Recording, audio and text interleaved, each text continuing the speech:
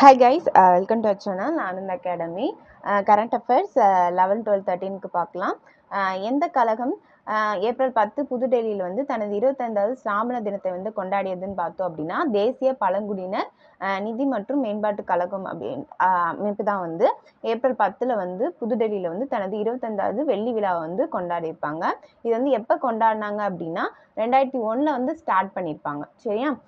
தேசிய பழங்குடியினர் நிதி மற்றும் மேம்பாட்டு கழகம். நெக்ஸ்ட் வந்து எந்த நிறுவனம் குஜராத்தின் ஜாம்நகரின் வனவிலங்கு மற்றும் கால்நடை அறிவியலுக்கான உலகின் முதல் உலகளாவிய பல்கலைக்கழகத்தை நிறுவியதுன்னு பார்த்தோம் அப்படின்னா வன்தாரா நிறுவனம் தான் வந்து நம்மளுக்கு என்ன பண்ணாங்க, இப்போ ஆனந்த் அம்பானி இது பண்ணாங்க இல்லையா, இனாகிரேட் பண்ணாங்க. அது வந்து அவங்க இது பண்ண வன்தாரா நிறுவனத்துல தான் இப்போ குஜராத் ஜாம்நகர்ல இருக்க வனவிலங்கு மற்றும் கால்நடை அறிவியலுக்கான உலகின் உலகளாவிய பல்கலைக்கழகத்தை நிறுவியிருக்காங்க. இப்போ நெக்ஸ்ட் பாருங்க, 2026 ஏப்ரலில் நடைபெற்ற ஐக்கிய நாடுகளின் பொருளாதார மற்றும் சமூக சபை ECOSOC தேர்தலில் இந்தியா போட்டியின்றி எத்தனை இடங்களில் வென்றதுன்னு பார்த்தோம்னா 4 இடங்கள்ல வந்து வென்றிருக்கும். சரியா? இது வந்து எப்போ ஸ்டார்ட் பண்ணாங்க அப்படின்னா பொருளாதார மற்றும் சமூக சபையை வந்து 1945ல் நிறுவப்பட்டு 54 உறுப்பினர்கள் வந்து கொண்டது தான் இந்த அமைப்பு. சரியா?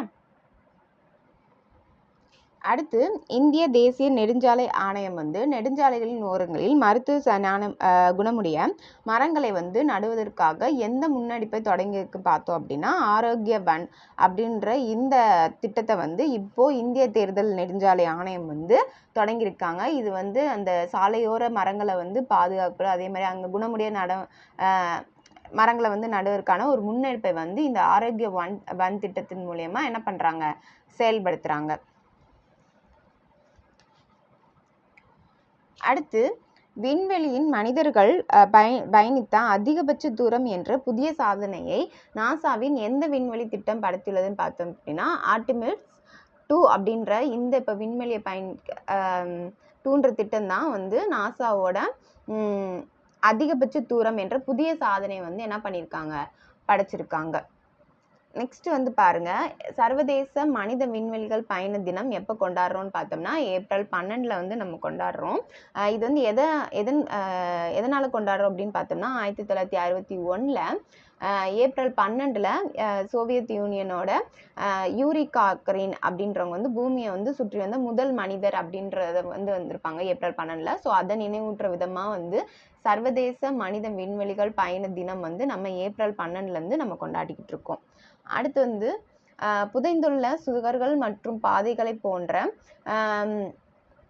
மறைக்கப்பட்ட கட்டமைப்பை வந்து கண்டறிய வந்து எந்த தொழில்நுட்பம் வந்து பயன்படுகிறதுன்னு பார்த்தோம்னா LIDAR, ஒளி கண்டறிதல் மற்றும் வரம்பு நிர்ணயம். இந்த தொழில்நுட்பம் மூலியமாக தான் என்ன பண்ணுறாங்க அப்படின்னா புதைந்துள்ள சுவர்கள் மற்றும் பாதைகள் போன்ற மறைக்கப்பட்ட கட்டமைப்பை வந்து கண்டறிக்கான இந்த தொழில்நுட்பத்தை வந்து பயன்படுத்துகிறாங்க.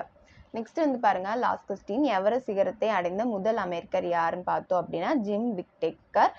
வந்து இப்போ ரீசெண்டாக 97 வயதில் வந்து காலமானனால இப்போ இந்த கரண்ட் அஃபேர்ஸ் பார்க்குறோம். எவரெஸ்ட் சிகரத்தை அடைந்த முதல் அமெரிக்கர் யாருன்னு பார்த்தோம்னா ஜிம் விக்டேக்கர். ஓகே, இப்போ வந்து நம்ம டெய்லி கரண்ட் அஃபேர்ஸ் போட்டுட்ருக்கோம். அதே மாதிரி நம்மள குரூப் 4க்கான தமிழ் இலக்கணம் கிளாஸஸ் வந்து போய்கிட்டு இருக்கு. டிஎன்பிசியோட சிலபஸுமே நம்ம ஸ்கூல் வைஸ் கவர் பண்ணிக்கிட்டு இருக்கோம். இந்தியன் பாலிட்டி, அதே மாதிரி மேக்ஸ் வந்து நம்ம சிம்பிளிஃபிகேஷன் ஆப்டிடியூட் வந்து போட்டுட்ருக்கோம். ஸோ எல்லா வீடியோஸும் நம்ம சேனலில் இருக்குது. நீங்கள் என்ன பண்ணுங்க அப்படின்னா வீடியோஸை வந்து கண்டினியூஸாக பார்த்தீங்க அப்படின்னா உங்களுக்கு புரியும். ஸோ அதுக்காண்டி சேனலை மறக்காமல் சப்ஸ்கிரைப் பண்ணிக்கோங்க. சப்ஸ்கிரைப் பண்ணி பெல் ஐக்கானை ப்ரெஸ் பண்ணிட்டீங்க அப்படின்னா உங்களுக்கு வீடியோஸ் நம்ம போடுறது வந்து கண்டினியூஸாக வந்துக்கிட்டே இருக்கும். ஸோ நம்ம வந்து இந்த வட்டம் கம்பல்சரி நம்ம என்ன பண்ணணும், நம்ம குரூப் 4, குரூப் 2 எல்லாத்துலேயும் நம்ம வந்து பாஸ் ஆகணும். ஸோ வீடியோ பிடிச்சிருந்துச்சுன்னா லைக் பண்ணுங்கள்.